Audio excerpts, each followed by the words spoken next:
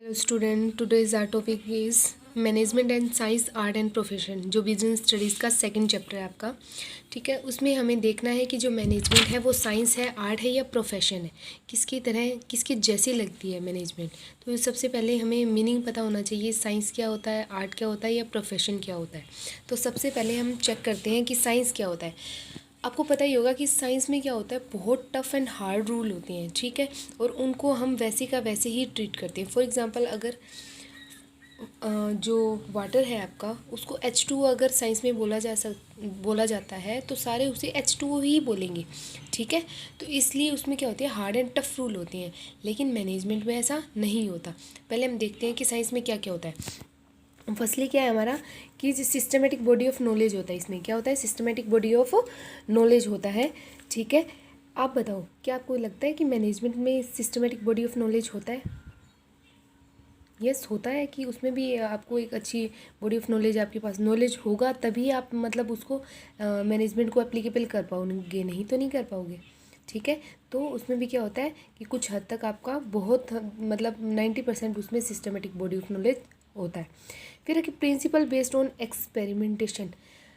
Science में भी क्या हुआ कि पहले एक्सपेरिमेंट किया जाता है, उसके बाद कोई भी रूल या प्रिंसिपल बनता है। ऐसे ही इसमें क्या होता है कि प्रिंसिपल बेस्ड ऑन एक्सपेरिमेंटेशन, जितने भी प्रिंसिपल है वो एक्सपेरिमेंट के ऊपर बेस्ड होते हैं। ठीक है, साइंस में भी ऐसा होता है और मैनेजमेंट में भी ऐसा होता है। ठीक है, थर्ड है यूनिवर्सल वैलिडिटी, की जो साइंस है उसको यूनिवर्सल वैलिडिटी है।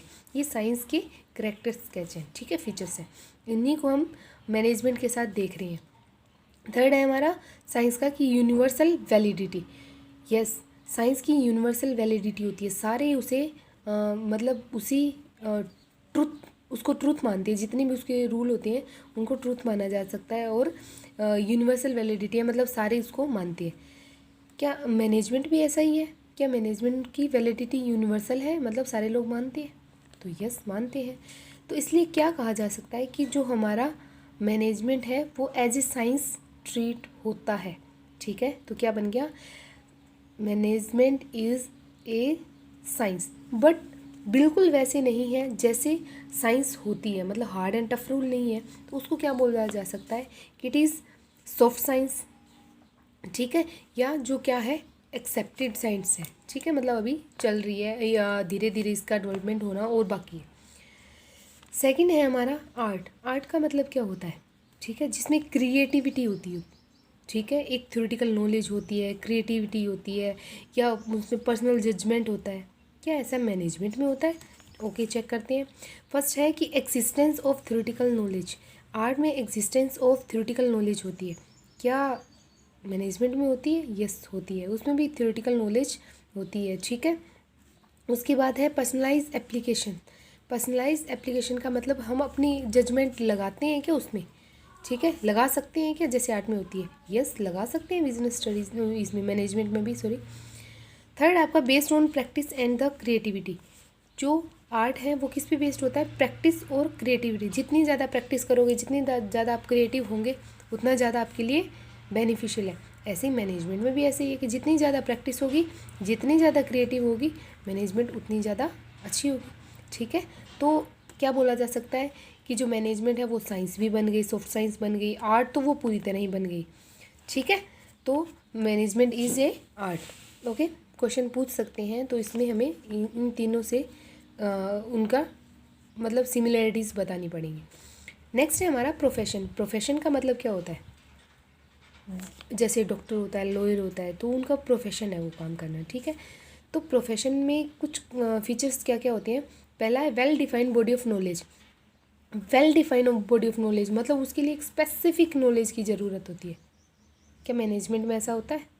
हाँ जी, कुछ जगहों पे होता है। जैसे अगर आप मैनेजर की पोस्ट के लिए या बहुत अच्छी कंपनीज़ में जॉब करना चाहते हो, तो उसके लिए well defined body of knowledge आपके पास होना चाहिए।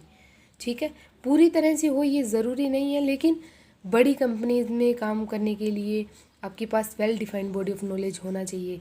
जैसे आईआईटी वगैरह की करते हैं, वैसे ही हमारा बिजनेस में भी तो होता है। ठीक है, बिजनेस में भी आप क्या करते हो, अच्छे अच्छे इंस्टीट्यूशन से आप मैनेजर के लिए तैयारी करते हो। ठीक है, ओके, उसके बाद आता है आपका सेकंड रिस्ट्रिक्टेड एंट्री, जो आपका प्रोफेशन है उसमें जो एंट्री होगी वो क्या होती है, रिस्ट्रिक्टेड। रिस्ट्रिक्टेड का मतलब क्या होता है कि आप बिना किसी से पूछे, ठीक है, या बिना उस पेपर एग्ज़ाम को क्लियर किए बिना आप उसके अंदर एंट्री नहीं ले सकते, ठीक है। जैसे प्रोफेशन में होता है, अगर आप डॉक्टर बनना चाहते हो, पढ़ाई नहीं करोगे तो डॉक्टर बन सकते हो, नहीं बन सकते। अकाउंटेंट बनना चाहते हो, अगर उसके लिए मतलब सीए नहीं करोगे तो क्या आप वहाँ पे एंट्री ले सकते हो, नहीं ले सकते। तो वहाँ पे एंट्री क्या होती है, रिस्ट्रिक्टेड होती है। लेकिन मैनेजमेंट में ऐसा रिस्ट्रिक्टेड एंट्री वाला कोई सिस्टम नहीं होता। तो ये चीज़ मैनेजमेंट में लागू नहीं होती, क्योंकि मैनेजमेंट तो कोई भी कर सकता है। हमारी मम्मी भी करते हैं घर पे, उन्होंने कोई बहुत बड़ी वो थोड़ी ना ले रखी है, ये डिग्रियां पढ़ रखी हो, ऐसा ज़रूरी नहीं है। फिर है प्रोफेशनल एसोसिएशन। प्रोफेशनल एसोसिएशन का मतलब क्या होता है कि प्रोफेशन बनने की, कोई प्रोफेशन करने के लिए आपको प्रोफेशनल एसोसिएशन से ट्रेनिंग लेनी पड़ती है, ठीक है। जैसे मेडिकल के लिए या फिर सीए बनने के लिए आपके कुछ प्रोफेशनल एसोसिएशन है, वहाँ से आपको पढ़ना पड़ेगा। लेकिन मैनेजमेंट में ऐसा होना ज़रूरी है क्या, थोड़ा सा, ज़्यादा नहीं।